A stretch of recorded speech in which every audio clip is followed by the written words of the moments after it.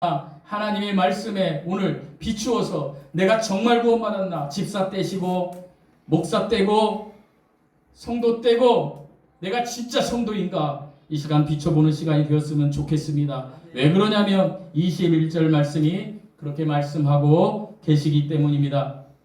구원에 대한 거짓 확신은요, 영적으로 가장 위험한 상태 중에 하나입니다. 나 구원받은 줄 알고 있었는데 하나님께서 너 지옥으로 갈 거야 라는 것이 오늘 23절 말씀, 22절 말씀이라는 것입니다. 왜냐하면 그 사람은 자신이 그리스도 안에서 안전하다고 착각합니다. 내가 신앙생활을 30년 했어요. 내가 개척교회에서 이런 했어요. 일했어요. 하지만 하나님께서 진정으로 찾으시는 진정한 믿음이 그 안에 없기 때문입니다.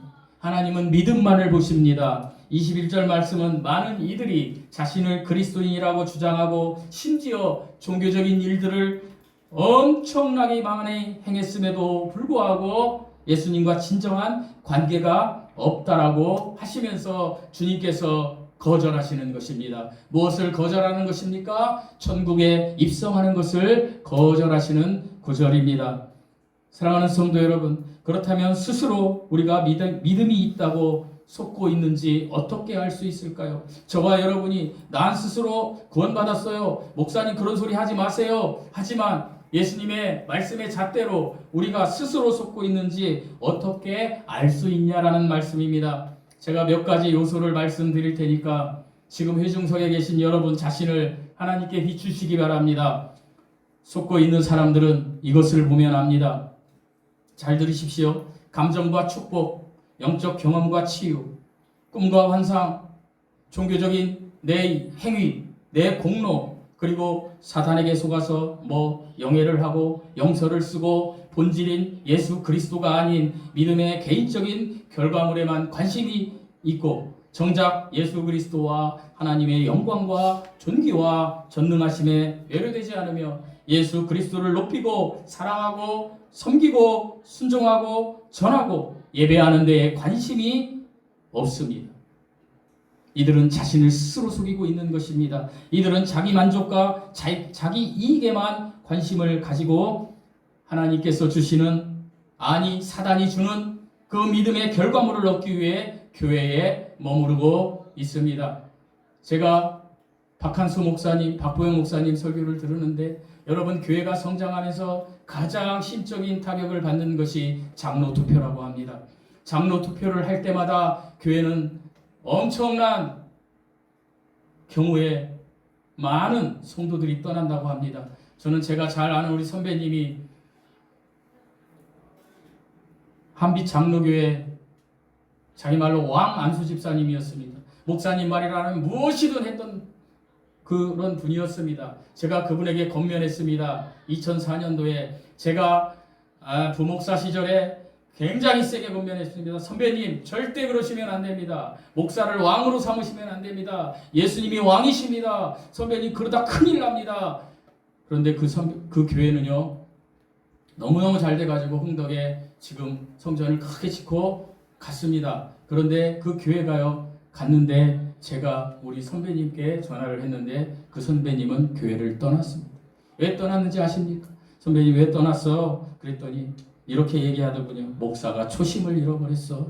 무슨 초심을 잃어버렸어요? 그랬더니 이렇게 얘기하더군요. 목사가 돈만 밝혀. 무슨 돈만 밝혀요? 장로 장립하는데 얼마를 내래? 나는 못 낸다고 했어. 그런데 그게 기본 자격이야.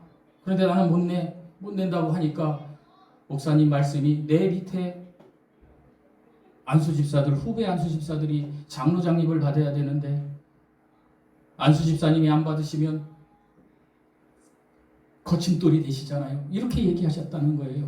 그래서 자기가 돈은 없죠. 낼 돈은. 그러니까 그냥 교회를 떠난 것이에요. 여러분, 이게 목사님이 잘못한 것입니까? 그분이 잘못한 것입니까? 저는 그것을 여러분에게 딱 누가 잘못했다 이야기하고 싶지는 않아요. 그러나 사람은 항상 사람을 믿으면 실족한다라는 것입니다.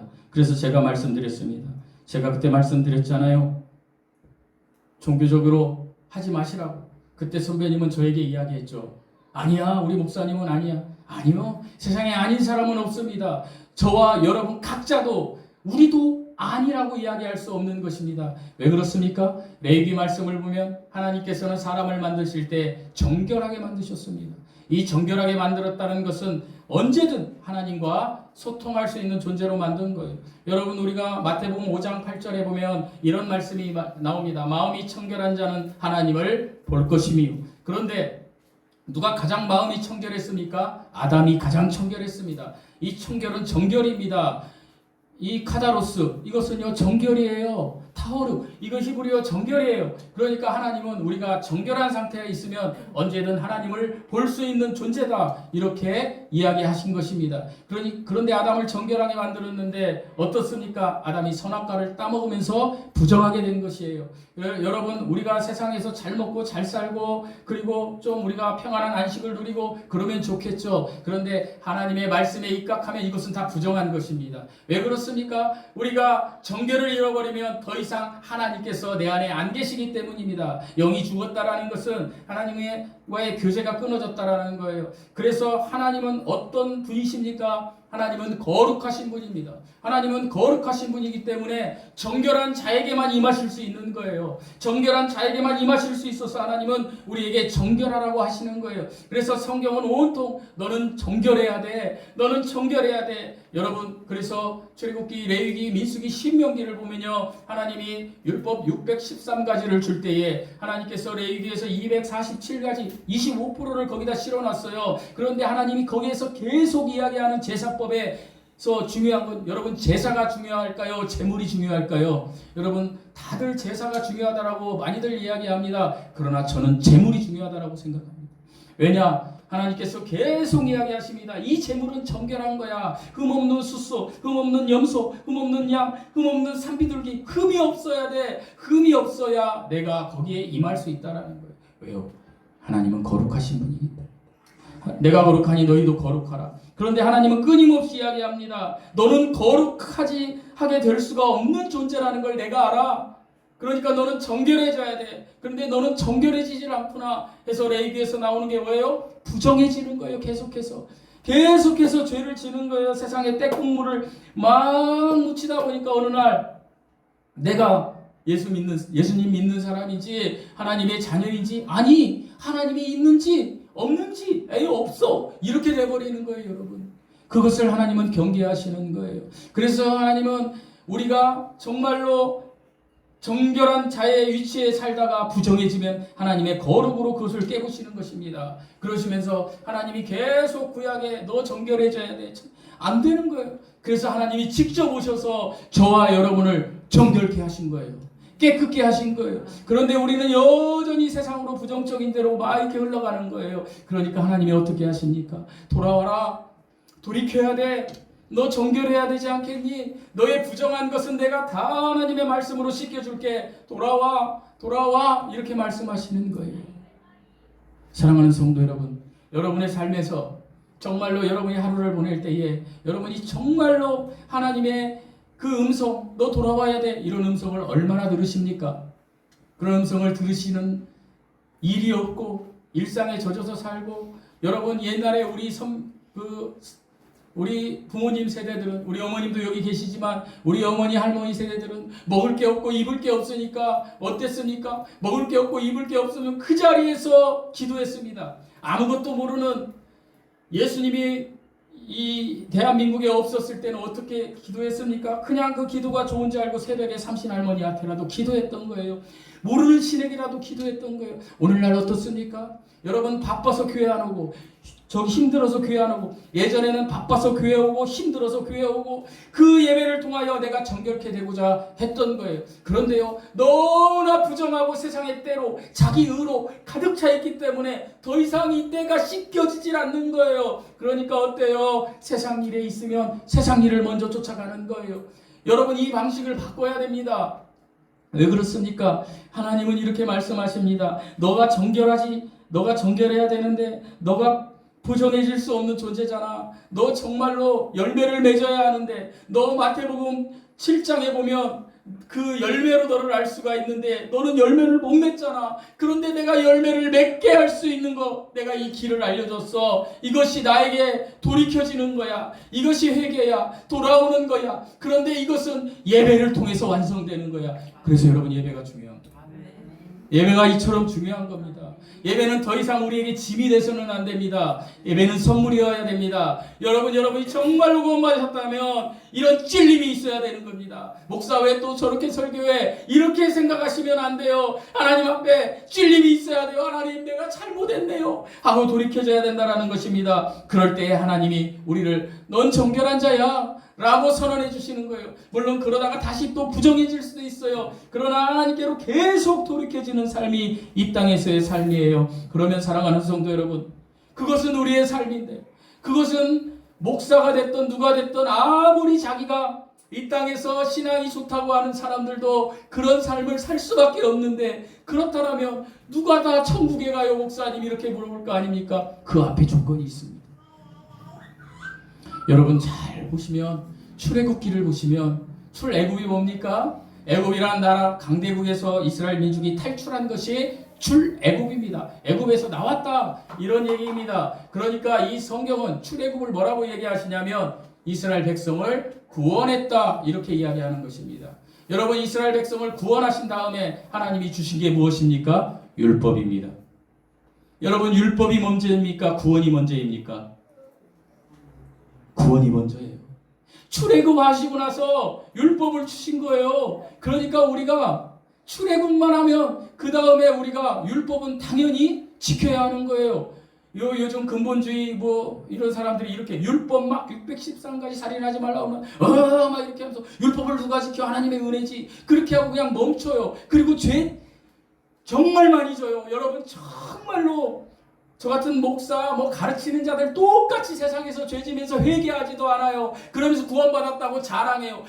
와가지고 교회 와서 근엄한 척하고 경건한 척하고 쓰레기 같은 자기 배설물을 뱉지 않는다라는 거예요. 그러나 우리 안에 쓰레기가 다 가득 차 있어요. 하나님이 그걸 아세요. 저만 가득 차 있나요? 여러분도 가득 차 있어요. 제가 지난주에 성경을 10시간 봤다고 한다면, 여러분이 1시간 봤다라고 한다면 저보다 여러분이 더 많이 쓰레기가 차 있는 거예요. 왜 그렇습니까? 하나님의 말씀을 통하여 내 그 쓰레기들이 씻겨나가야 되는 거예요. 씻겨나가야 되는 거. 여러분, 그런데 우리가 생각할 때에 그렇다면 천국에 들어갈 자가 아무도 없겠네요. 이렇게 반문하시지 않겠습니까? 그것을 제가 말씀드리겠습니다. 제가 지금 말씀드린 건 구원받은 후에 하나님의 말씀으로 여러분이 정결해지기 위해서 회개하라는 말씀이에요. 구약에서 이렇게 제가 이렇게 예를 들어서 얘기한 것은, 그런데요, 천국에 가는 여러분이 소위 세상 사람들이 얘기한 티켓은, 불법을 행하지 않는 것은 무엇이냐? 너무나 하나님이 잘 알려주셨어요. 우리 21절 말씀 다시 읽어보시겠습니다. 21절 시작.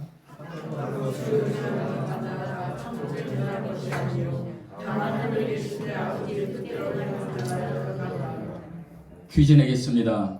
천국에 들어가면 어떻게 하면 됩니까? 읽으셨잖아요. 천국에 들어갈 것이 아니요, 다만 앞에 것을 부정하면서 길이 있어 이렇게 얘기하는 거잖아요. 다만 뭐라고 되어 있어요? 한번 읽어보시겠습니다. 다만 다음에 하늘에 계신 내 아버지의 뜻대로 행하는 자라야 들어가리라. 여러분, 아버지의 뜻대로 행하면 천국에 들어갈 수 있어요. 아멘이십니까? 그럼 아버지의 뜻이 뭡니까? 아버지의 뜻을 찾으면 되잖아요. 어디에서 찾아야 돼요? 성경에서 찾으면 되잖아요. 우리 요한복음 6장 40절 한번 펼쳐보시겠습니다. 마태복음, 마가복음, 누가복음, 그 다음에 요한복음입니다. 요한복음 6장 40절 말씀 찾아보시겠습니다. 이 말씀 외우셨으면 좋겠습니다. 마태복음 7장 22절과 6장 40절 읽어보시겠습니다. 시작. 내 아버지의 뜻을 아들을 보고 듣자마자 영생을 얻는 것이니 마지막 날에 내가 다시 살리리라. 여러분, 아버지의 뜻대로 행하면 천국 가죠? 그런데 내 아버지의 뜻은 뭐라고 하나님이 말씀하세요? 예수님이 아들을 보고 믿는 자마다 영생을 얻는 것이다. 쉽죠? 아들을 보고 믿는 거예요. 내 아버지의 뜻은 예수님을 믿는 거예요. 누가요? 저와 여러분이. 조금 더 쉽게 말씀드리면 하나님이 정결해지지 못하는 인간들을 위해서 제물로 오셨어요. 이 땅에. 그 아들로 오신 예수 그리스도를 믿어서 하나님의 자녀가 되는 권세를 얻으시면 여러분이 천국에 들어가는 거예요. 영생을 얻는 거예요. 그게 들어가는 거예요. 요한복음 1장 12절에 영접하는 자 곧 그 이름을 믿는 자들에게는 하나님의 자녀가 되는 권세를 주셨으니 라는 말씀이 있어요. 그러면 믿는 게 뭐예요? 우리 성도들은 제가 누차 말씀드렸으니까 알겠지만 믿는 것은 영접하는 거예요. 받아들이는 거예요. 영접하는 것은 헬라어로 뭐라고 말씀드렸어요? 제가 그렇죠. 람바누예요. 제가 오직 보면 라밤바를 생각하면서 람바누를 외우라고 하셨어요. 다른 헬라어는 몰라도. 왜냐하면 여러분이 구령해야 되니까. 여러분 람바누예요. 람바누의 뜻은 뭐예요? 붙잡는다. 취하다 이런 뜻이에요. 그러니까 제가 이렇게 여러분 하나님은 살아계세요. 하나님이 여러분을 구원하십니다. 여러분 하나님을 믿으면 구원받아요. 그러면 그 말씀을 어떻게 붙잡는 거 이렇게 내 마음속에 붙잡는 거 취하는 거 그것이 받아들이는 거예요. 그렇게 하면 여러분은 호적이 바뀌어요. 뭘로요? 하나님의 자녀가 되는 권세로 호적이 바뀐다라는 거예요. 이렇게 하면 이 아버지의 뜻대로 하면 여러분이 어떻게? 천국에 들어가는 거예요. 여러분 너무 쉬워요. 그런데 제가 앞에서 소개한 것은 우리가 그렇게 구원받았음에도 불구하고 우리는 여전히 내 의로 가득 찬 채 내 그 세상의 짐들을 짊어진 채 이렇게 걸어갈 수밖에 없는 존재예요. 언제까지? 죽을 때까지. 우리가 영화될 때까지. 이것을 우리가 성화라고 해요. 그런데 하나님은 네가 정결해져야 내가 너에게 임해 이렇게 해서 계속 계신 거예요. 그러시면서 하나님이 네가 정결해질 때 나의 거룩이 너에게 임할 때 네가 열매를 맺을 수 있는 거야 라고 하시는 거예요. 여러분 교회 일을 하면서 내 의로 목사님의 의리로 일하시면 반드시 100% 실족하십니다.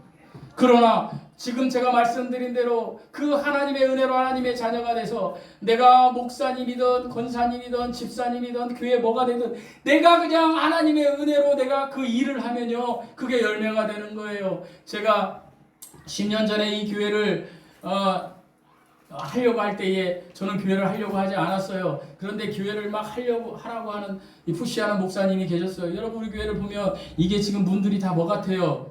이분들이 병원 입원실 같지 않습니까? 여기 피내과의 입원실이었어요. 여기가. 그러니까 여기 본당은 어떻게 돼 있었냐면 전부 방이었어요. 문이 다 있었어요. 우리 정영채 집사님하고 정서인 집사님은 아세요. 정말로 예배당은 어디에 있었느냐? 저 피아노 있는데 조그만하게 있었어요. 그러면서 이 교회를 먼저 했던 목사님이 이렇게 얘기하는 거예요.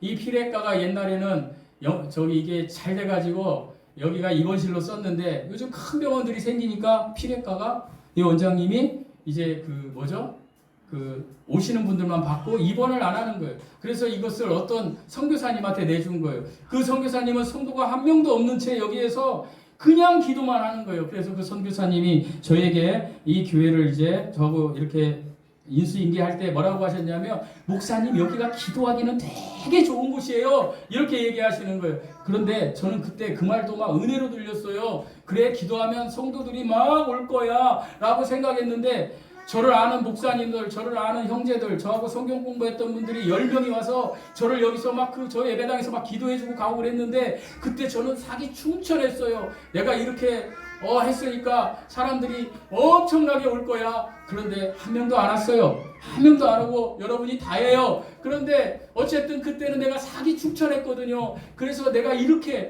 평신도 때도 복음을 전하면 사람들이 이렇게 좋아했는데 내가 목사로 하면 얼마나 좋아할까? 내가 열매가 있을 거야 라고 의기양양해서 그렇게 했는데 저를 아는 목사님이 와서 보시더니 너무너무 한심 맞은 거예요.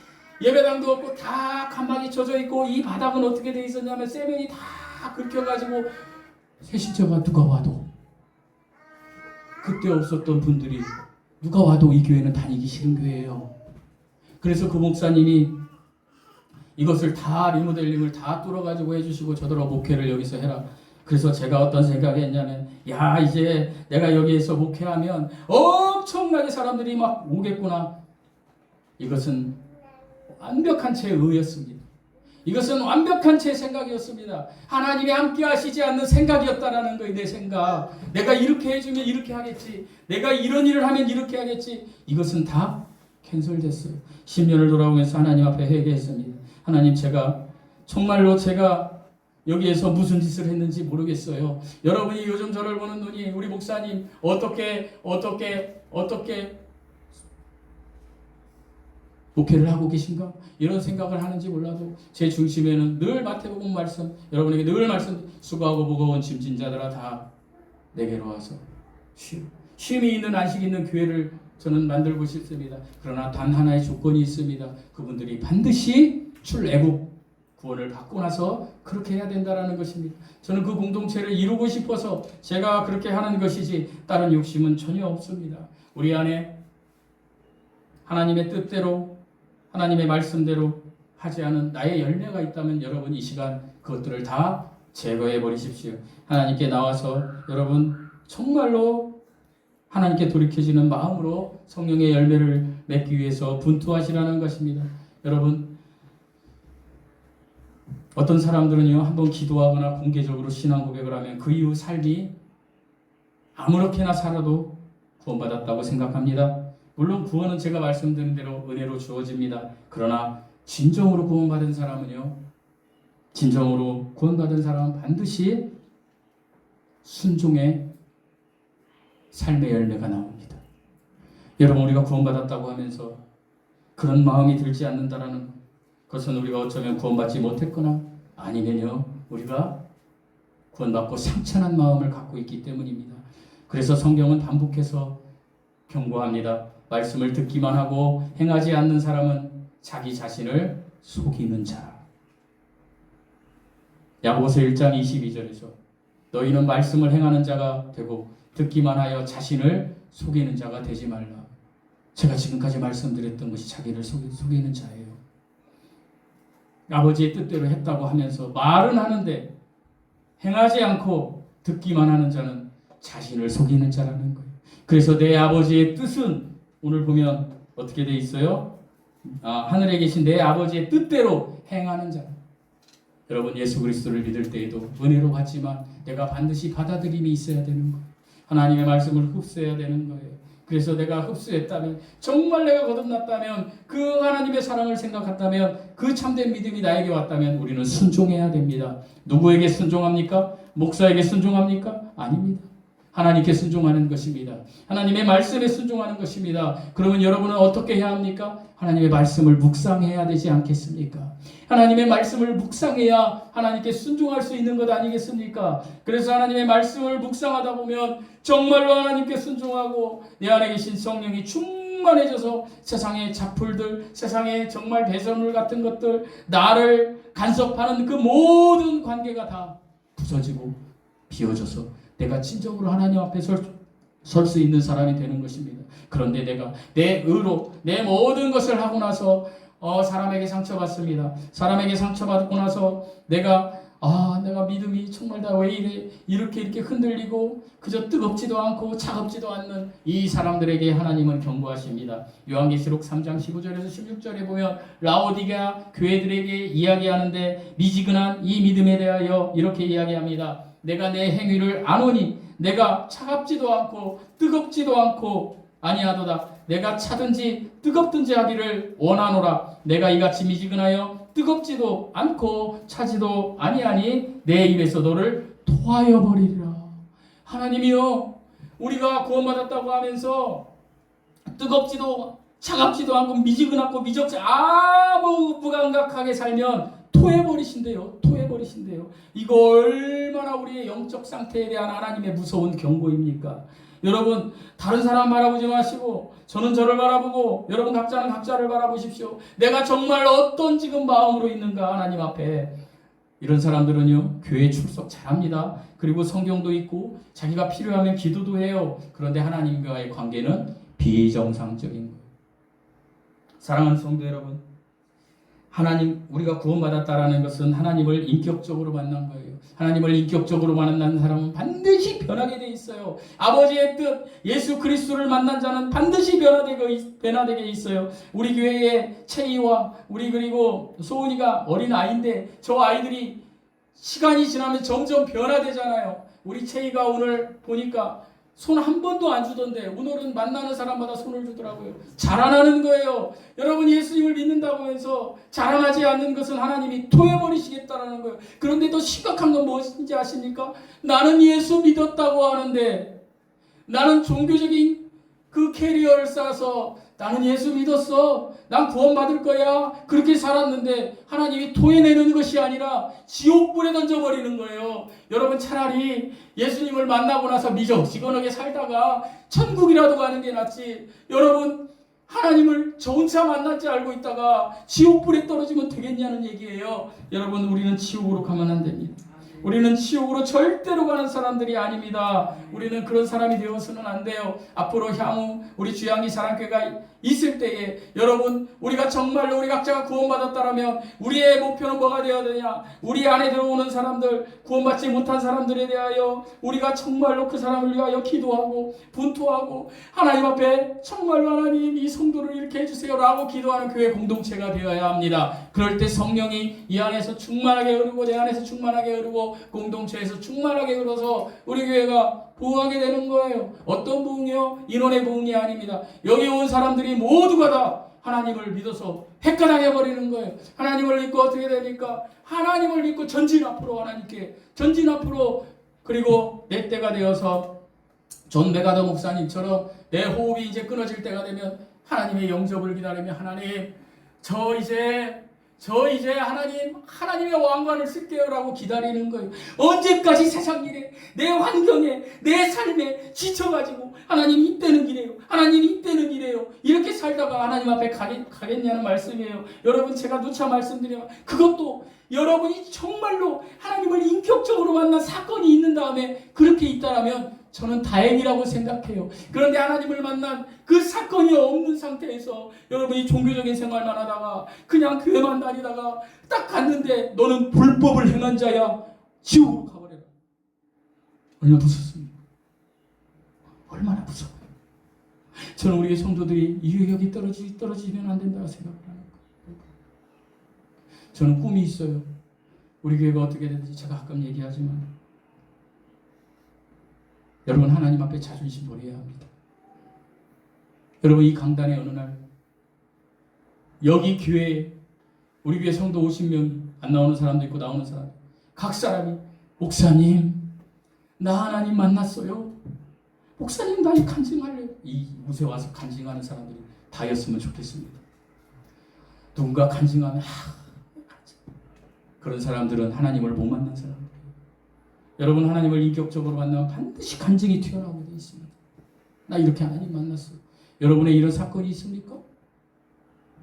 특별히 모태신앙 가지신 분들 이런 사건이 있어요? 이런 사건이 없다라면 여러분 지옥 갑니다. 미지근한지. 다른 사람은 볼 것이 없습니다. 나 정말 하나님 만났나? 나 정말 하나님 만났나? 그런 사건이 나에게 있었나? 그거 한번 생각해 보시라는 거 이 시간에. 나 정말 언제 하나님 만났지? 내가 어떤 말씀으로 만났지? 언제 하나님께서 나에게 했지? 내가 찬양하다 하나님 만났나? 내가 기도하다 하나님 만났나? 내가 하나님 말씀 묵상하다가 내가 뒤집어졌나? 나 언제 하나님 만났지? 그것을 생각해 보시라는 거예요. 왜요? 예수님을 믿는 자가 아버지의 뜻을 행하는 자인데 목사님 저 예수님 믿어요. 예, 아이고 그래요 성도님 그러면 제가 직분 줄게요. 저 이렇게 했어요. 직분 받았으니까 예수님 믿은 줄 알고 룰루랄라 지옥 갑니다. 지옥 가요. 제가 아는 얘기가 아니에요. 왜요? 이렇게 돼 있잖아요. 우리가 주의 이름으로 선지자 노릇하며 주의 이름으로 귀신도 쫓았대요. 여러분 제가 여기에서 귀신 들린 사람 막 귀신 쫓으면 여기 성도 막 꽉 찰 거예요. 암 환자 막 고쳐버리면. 그런데 그런 사람도 지옥 간다는 거예요. 하나님이 불법이라는 거예요. 이 세상에 있는 것은. 그러면 진짜 하나님의 진실된 법은 뭐야? 아버지의 뜻대로 행하는 예수님을 믿는 거. 예수님이 이런 사람이었어요. 이렇게 소개하니까 믿어요. 그리고 다음 주 또 교회 나오고 뭐 한 1년 되니까 아이고 형제님 예수님 믿으셨으니까 내가 이렇게 할게. 아니에요. 이 말씀하고 마치겠습니다. 여러분 하나님께서는 우리가 정결해지기를 원하신다고 말씀드렸습니다. 구약 성경을 통해서. 왜요? 정결해져야 하나님이 거룩하신 하나님이 우리를 만나기 때문입니다. 거룩의 속성은 하나님만이 가지신 비공유적 속성입니다. 저와 여러분은 절대로 거룩한 자들이 아니에요. 거룩은 분별되는 거거든요. 여러분 100% 분별하십니까?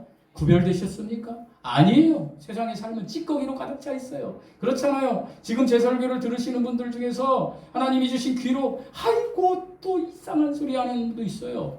이거 다 사탄 마귀가 때를 막 주는 거예요. 물론 제가 잘못 전하는 것도 있겠지만, 그러니까 저나 여러분은 이 세상에서 거룩해질 수가 없어요. 그래서 하나님은 정결을 우리에게 이야기하시는 거예요. 왜 하나님이 이 정결을 원하실까요? 하나님은 이스라엘 백성들에게 이렇게 얘기해요. 언약을 통해서. 너희들은 나의 신부야. 나는 너의 남편 신랑이야. 그리고 우리들에게 이렇게 얘기해. 너 정말로 아버지의 뜻대로 예수님이야. 너는 나의 신부야. 나는 너의 남편이야. 이렇게 얘기하시는 거예요, 여러분. 저와 여러분에게. 여러분이 예수님을 믿었으면 여러분 누구의 신부냐면 하나님의 신부예요. 하나님의 신부는 뭐예요? 관계를 맺은 거예요. 계약을 맺은 거예요. 인격적으로 맺은 거예요. 그래서 신부면 하나님이 배신하지 않아요. 사랑하는 성도 여러분, 내가 어제 우리 자녀들에게 얘기했지만 여러분 세상에서도 신랑 신부가 결혼 언약을 합니다. 그러면 신랑 신부가 있는데 여자가 특별히 오늘 설교를 조금 길게 하겠습니다. 조금 더 해도 되죠? 중요해서. 여러분 저희 교회는 제가 30분 설교하지만 다른 교회는 50분씩 해요. 여러분 잘 들어보세요. 세상에서도요 결혼식을 하면 제가 어제 결혼식장에 5시에 갔다 왔는데 이게 혼인서약을 하잖아요. 그럴 때 뭐 옛날에 요즘은 주례가 없더라고요. 예전에는 주례 선생님이 지네들끼리 막 가가지고 그냥 하던데 저는 뭐 신식이라는데 그거보다는 이렇게 좀 이렇게 주례 선생님이 얘기해 준 게 좋은 것 같다. 구세대인지 몰라도 그런 생각을 했어요. 그때 뭐라고 얘기하십니까? 서로의 권리와 의무에 대해서 얘기해요. 그죠? 자, 잘 들어보세요. 신부가 여자예요, 남자예요? 여자예요.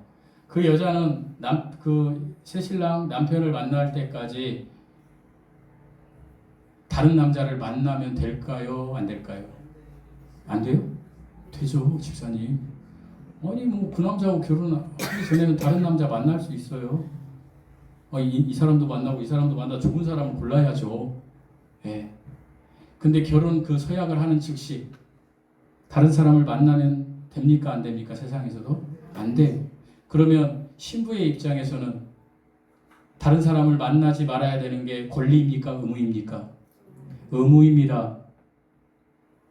그럼 거꾸로 그 신부가 신랑에게 생각하기를 그 신랑은 총각 때 다른 남자를 만나도 됩니까? 안 됩니까? 돼요. 좋은 여자 만나야죠. 또 신부처럼 똑같이 이해하셨어요? 그렇게 돼요. 그런데 그 결혼 서약하는 날 주례 선생님 앞에서 신부에게 서약을 합니다. 평생 이 여자만 사랑하겠다고. 그러면 서약한 다음에 다른 여자의 눈길을 주면 됩니까? 안 됩니까? 안 됩니다. 그것은 신랑의 의무입니다. 잘 생각해 보십시오. 신랑이 다른 여자를 만나서는 안 되는, 바람피면 안 되는 그런 의무가 있듯이 또 신부에게 자기가 이야기하는 권리가 있습니까? 없습니까? 있어요. 신부도 그렇게 하지 말라는 거예요. 그러니까 신랑에게도 권리가 있고 의무가 있죠. 신부에게도 권리가 있고 의무가 있죠. 이해하셨습니까? 쌍방이 똑같이 계약, 언약은요 권리가 있고 의무가 있는 거예요. 그러면 성경으로 돌아옵니다. 성경에서 하나님께서 신랑이시라고 합니다. 그리고 우리는 신부라고 합니다. 그러면 하나님께서 우리에게 너 이거 하지 말어 이렇게 할 권리가 있습니까? 없습니까? 네? 대답 안 하면 설교가 길어서 있죠. 신랑이 얘기하듯이 신부에게 우리에게 이야기하실 권리가 있어요. 하나님이 우리에게 얘기하시는 것은 너 예수 믿고 너 정결해졌으니까 정결하게 살아 이 얘기예요. 그게 우리의 의무예요. 그러면 거꾸로 우리가 신부인데 신랑에게 우리가 우리의 의무예요.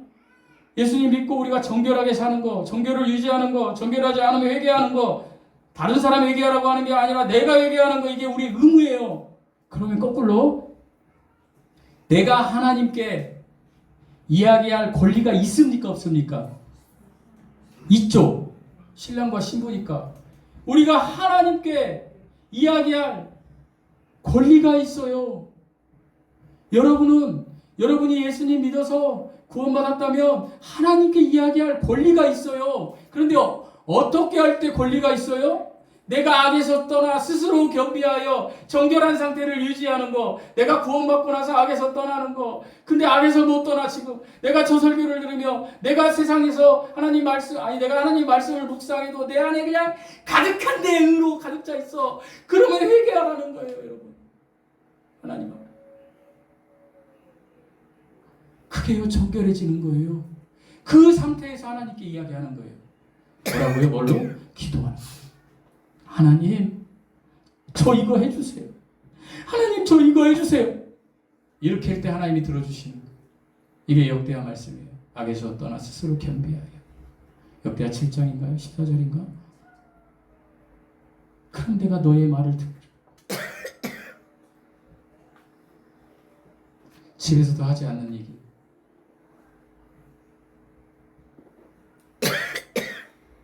저는요, 여러분이 어떻게 오해하실지 짧은, 요즘 기도하면서 짧은 간증이 있는데, 내가 왜 목회하지? 내가 목회해서 우리 가족들을 왜 이렇게 고생을 시키지? 저 방에서 골방에서 내가 기도하면서 하나님, 난 뭐 어떻게 해야 돼? 제 마음에 이런 마음을 주시더군요. 너를 건강하게 하면 네가 앞으로 이 교회 공동체를 어떻게 이끌어서 얼마나 할지 모르지만 내가 너의 시간을 멈출 때 너는 멈출 거야. 이런 마음을 주더라고요. 그래서 제가 이런 생각을 했어요. 이건 제 생각이에요. 이 앞에 계신 우리 어머니가 계시는데 우리 어머니가 천국 가시면 그 다음 내가 따라가야 되겠구나. 그걸 기도해야 되겠구나. 되게 충격적인 것 같죠. 제 이런 꿈을 꿨어요. 내가 지금 떠나면 우리 성도들은 다른 교회 가서 신앙생활하고 저보다 훨씬 좋은 목사님들한테 양육받으면 되지만 내가 지금 떠나면 우리 어머니는 하나님도 부정할 수 있겠구나. 우리 어머니 여기 앞에 계시죠. 우리 어머니 떠나간 뒤에 그 다음날 1년, 2년, 3년 얼마가 될지 모르지만 하나님이 나를 불러주시. 내가 기쁘게 갈 수 있도록 갈고 닦아야 되겠다. 이건 저에 대한 간증이에요. 갈고 닦아서 내가 이 길을 가는데 어떤 사람이 목사님 만나서 말씀 듣다가 예수님 만났어요. 이 소리를 들으면서 내가 하늘의 쌍급을 샀다가 가야 되겠구나.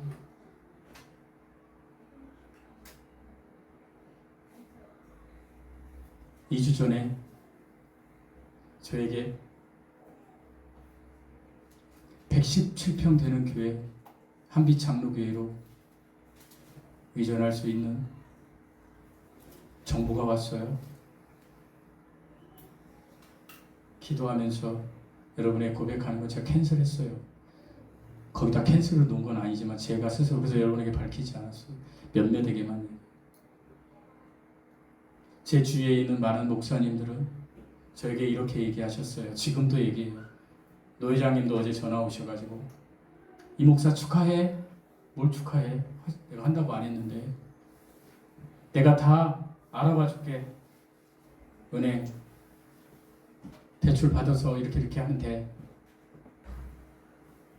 그 교회는 예배당이 117평에 230석. 우리 교회하고는 비교가 안 돼. 다 그래요. 목사님들이 저한테 거기에 가면 부흥될 거야. 시설이 좋으니까 너 그 우만동에 계속 있어봐. 부흥 안 될걸? 사실 고민했어요. 그리고 제가 기도하면서 우리 성도들 한 명 한 명을 그려봤어요. 두려웠어요.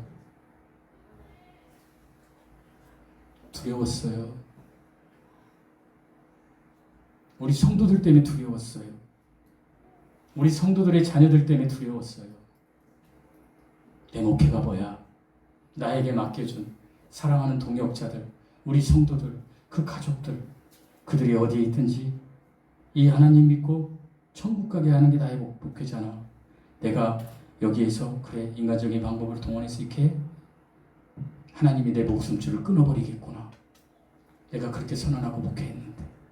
사랑하는 성도 여러분, 주향기 사랑교회는요, 앞으로 향후 어떻게 갈지 모르지만 저는 이것을 잊지 않고 여러분 한 사람 한 사람이 정말로 인격적으로 하나님을 만나서 그 간증이 세상에서든 여러분 주위에서든 교회 공동체에서든 퍼져나가서 여러분이 진짜 사랑하는 내 아들아, 사랑하는 내 딸아, 고생했어.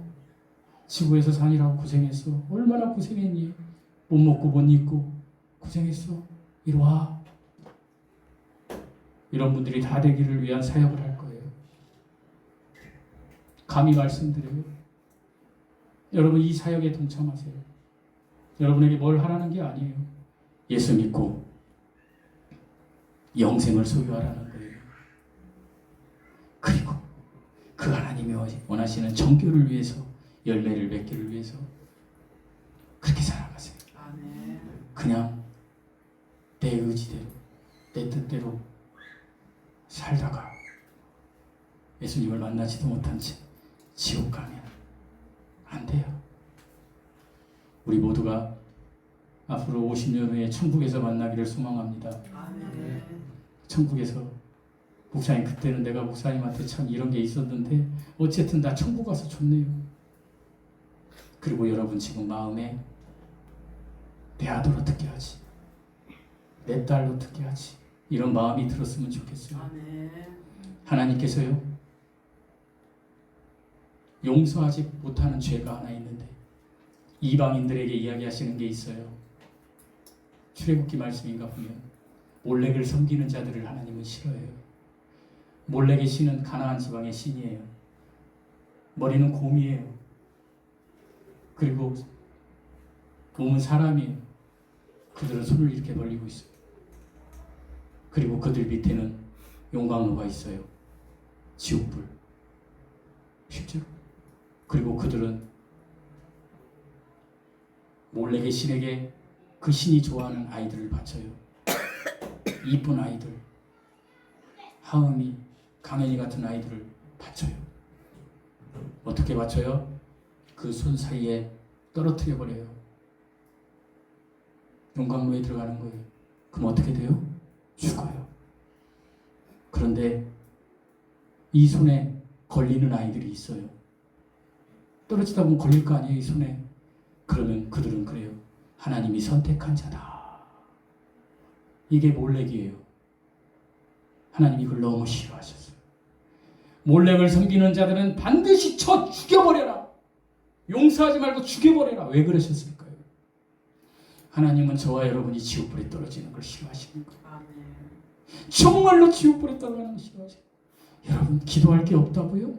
왜 없어요? 여러분 자녀를 위해서 기도해야 될 거 아니에요.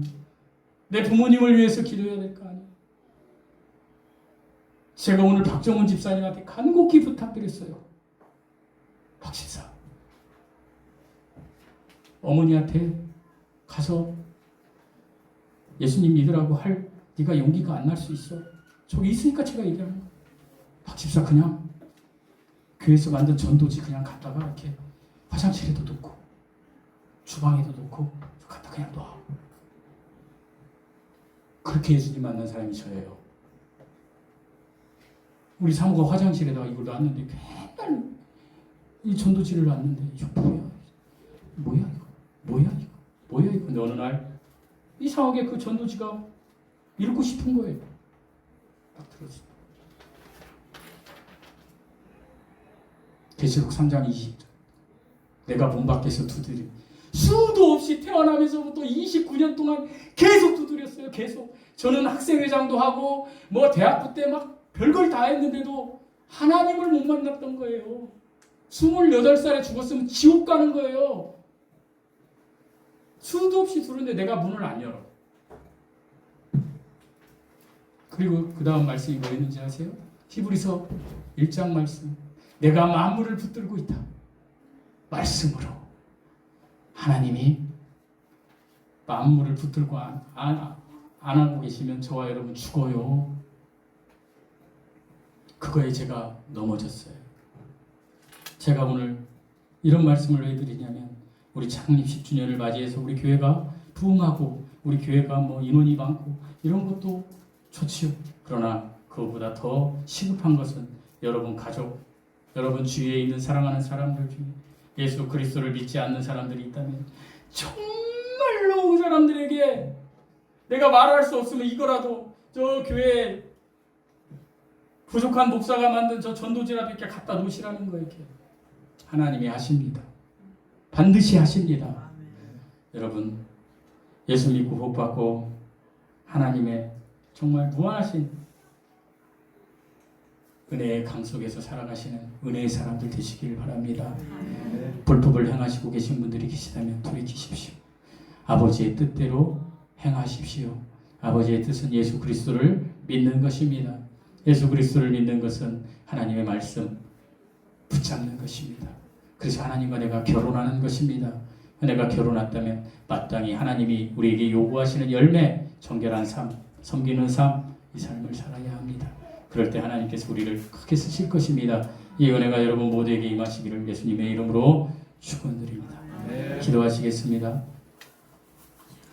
하나님 아버지 감사합니다. 하나님 우리가 세상을 살면서 100년, 1000년 영원히 살 것처럼 우리를 자신하며 살아갈 때가 많이 있습니다. 아버지 하나님 오늘 죽을지 내일 죽을지 모르는 아버지 하나님 개미 맛도 못한 인생이 아버지 하나님 하루살이 맛도 못한 인생이 아버지 하나님 영원하신 우리 하나님을 배반하며 아버지 하나님 내가 영원히 살 수 있는 것처럼 세상 일에 분주해서 살아갈 때가 많이 있었습니다. 하나님 오늘 말씀을 통하여 우주 만물을 창조하신 그 하나님이 내 하나님이 되게 하여 주시옵소서.